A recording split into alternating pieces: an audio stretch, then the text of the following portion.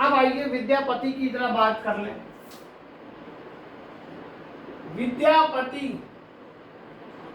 विद्यापति जो है, इनको लेकर बड़ी कंट्रोवर्सी है कि ये भक्त हैं या श्रृंगारी कवि। इसमें एमए लेवल पर प्रश्न भी आ जाता है कि भक्त हैं कि श्रृंगारी। क्यों कह देते हैं? क्योंकि इन्होंने राधा और कृष्ण को आधार बनाकर पदावली लिखी। और राधा कृष्ण कौन है? वो तो ईश्वर है। इसलिए लगता है कि भक्ति का काव्य है, लेकिन राधा कृष्ण की क्रीड़ाओं का अश्लील वर्णन किया है, जो श्रृंगार की पहचान है। लगता है नायक नायिका नाम न देकर राधा कृष्ण दे दिया, कैसे हटा दें, कुछ और बदल दें तो पूर्णतः श्रृंगारी दिखाई देगा। लेकिन राधा कृष्ण नाम दिया है, इसलिए ये भी नहीं कह सकते कि श्रृंगारी है। तो भक्ति का कवि है कि श्रृंगारी, इस पर काफी समस्या और प्रश्न उठते रहे हैं। तो कुछ लोग इन्हें भक्त मानते हैं, कुछ श्रृंगारी। लेकिन रामचंद्र शुक्ल ने इन्हें डिक्लेयर कर दिया, ये क्या कहकर कि ये श्रृंगारी कवि हैं। ये माना शुक्ल जी ने। तो शुक्ल जी की कोटेशन बहुत आई। शुक्ल जी ने क्या माना? विद्यापति को श्रृंगारी माना। क्या कहा उन्होंने? ये कहा जो लोग भक्त मान रहे हैं उनको व्यंग कसते हुए कहा, लगता है आजकल आध्यात्मिक चश्मे सस्ते हो गए हैं। ये कह दिया, आजकल आध्यात्मिक चश्मे सस्ते हो गए हैं। इसका मतलब आजकल जो भी देखो इसी चश्मे से देख रहा है, सबको भक्ति नजर आ रही है। अरे भाई पढ़ तो लो, वो पद पढ़ने लायक ही नहीं है। ऐसी ऐसी क्रीड़ाओं के वर्णन किए गए, कामसूत्र फेल कर दिया है। इसलिए विद्यापति पढ़ाना हर किसी के बस की बात नहीं है। भक्ति समझ आती है, क्रीड़ाएं समझ आती है, अश्लीलता समझ नहीं आती है। पद्मावत जैसी रचना को आप पढ़ेंगे, वहां पर भी जो शिखनक वर्णन है वहां भी अश्लीलता आ गई है। सूफी ऐसी परंपरा में चले जाते हुए दिखते हैं, लेकिन विद्यापति भी ऐसे दिख रहे हैं। तो क्या ये भक्त हैं या श्रृंगारी? तो ये इन्होंने मान लिया कि ये क्या है, श्रृंगारी कवि हैं, भक्त कवि नहीं। इनके गुरु का नाम है इनके क्या? पंडित हरि मिश्र। कोई खास व्यक्ति इस दृष्टि में नहीं है, इंपॉर्टेंट नहीं होना चाहिए, फिर भी चलो चर्चा कर ली। लेकिन क्या इंपॉर्टेंट है कि ये जो विद्यापति हैं ये शैव भक्त हैं, शिव के बहुत बड़े भक्त हैं। और इतने बड़े भक्त हैं कि इनके क्षेत्र में इन्हें शिव का अवतार माना जाता है। इन्हें शिव का अवतार माना जाता है। इनके क्षेत्र में कौन सा क्षेत्र है? ये मैथिली के हैं, क्षेत्र के, मिथिला के। तो इन्हें इसलिए मैथिल कोकिल भी कहा जा रहा है।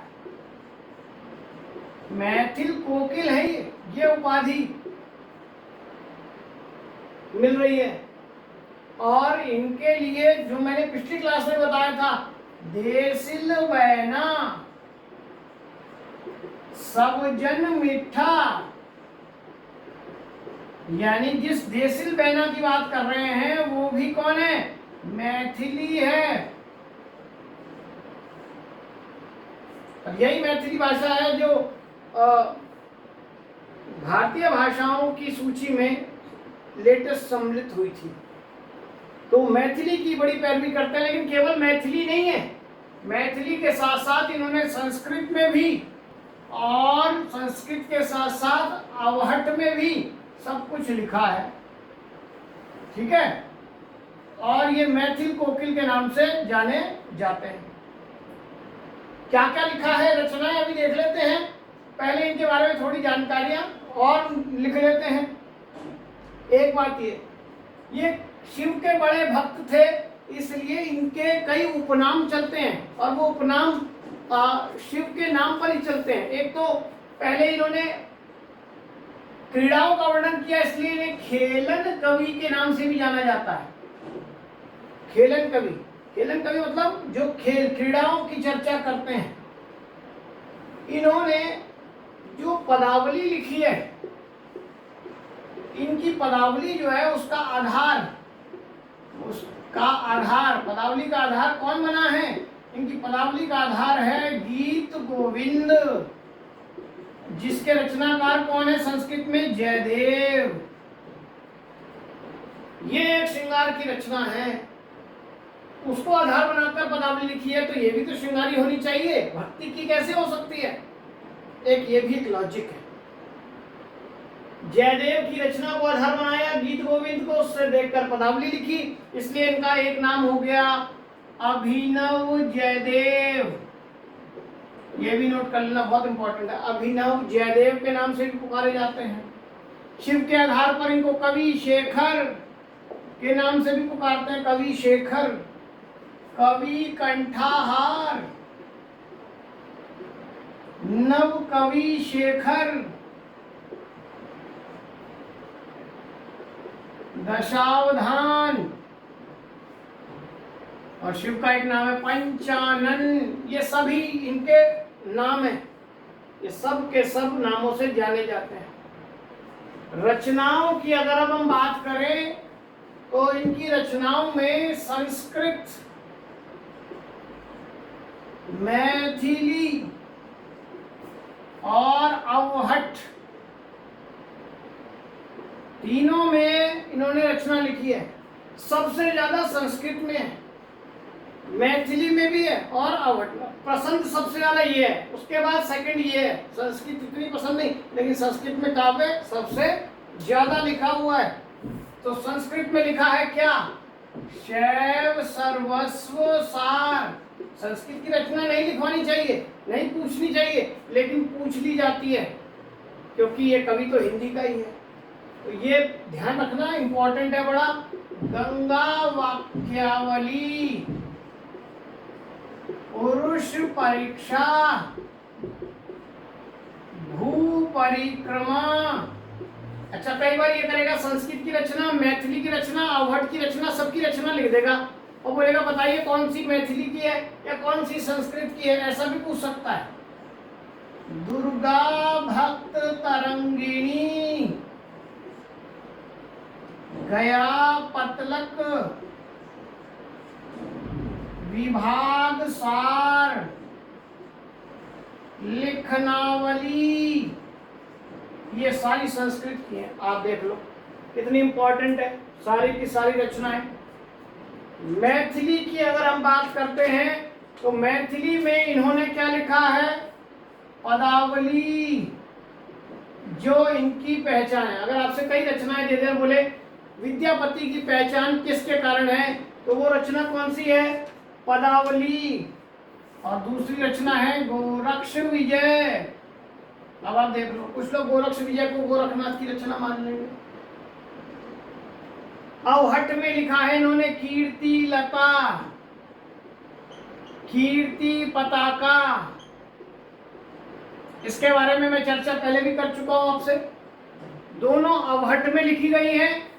कुछ लोगों का मानना है दोनों कीर्ति सिंह के लिए लिखी गई हैं, लेकिन कीर्ति सिंह के लिए लिखी गई है सिर्फ ये, और ये लिखी गई है शिव सिंह के लिए। कीर्ति दोनों में नाम है, लेकिन कीर्ति सिंह के लिए सिर्फ ये लिखी गई है। ये कीर्ति पताका है। इन दोनों में भी कीर्ति लता ज्यादा इंपॉर्टेंट है। इसके बारे में आपको बताया था मैंने, इसमें भृंग भृंगी संवाद है, ये भी स्पेशल बताया था, इसमें लिखी गई है। तो ये आपने छोटी छोटी बातें जो मैंने आपको पहले भी कई बीच बीच में चर्चा करते समय बता दी है, इनको आपने भूलना नहीं है। इन्हीं में से कुछ भी चीजें आपसे पूछ सकता है।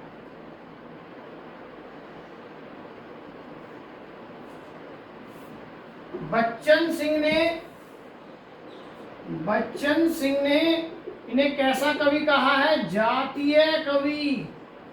जातीय कवि क्या होता है? कई जगह आएगा जातीय कवि, जातीय छंद। एक कवि ने कवित्व को जातीय छंद कहा, निराला। ये जातीय क्या होता है? जातीय का मतलब जो सबके लिए हो, सर्वसाधारण के लिए, विशेष का नहीं। यानी विद्यापति की जो रचनाएं हैं, जो कुछ उन्होंने लिखा है, वो आम जन के लिए लिखा है। और उनकी पदावली के जो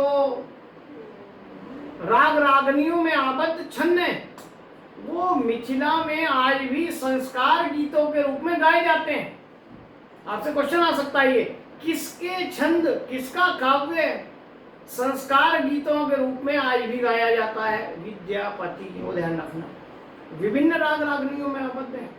तो विद्यापति की एक अपने जगह पे तो बहुत बड़ी वैल्यू है, ठीक है, चाहे वो श्रृंगारी ही कभी क्यों नहीं है, घोर श्रृंगारी कहें। ठीक, तो हमने आदिकाल पढ़ा। आज शनिवार को भी क्लास लगा के इसलिए कि पूरा हो जाए। ये दो कवियों पर विशेष रूप से इसलिए ही पढ़ा क्योंकि इस पर डिटेल में भी कुछ आ जाता है, टीजीटी पीजीटी की या नेट किसी भी लेवल पर। ठीक है, तो आदिकाल के हमने नामकरण से लेकर उसकी प्रवृत्तियों तक, उसकी कवियों तक, उसकी विभिन्न प्रकार की जितनी काव्य लिखने की स्ट्रीम्स हैं, रासो वगैरह, जैन वगैरह, उन सब की चर्चा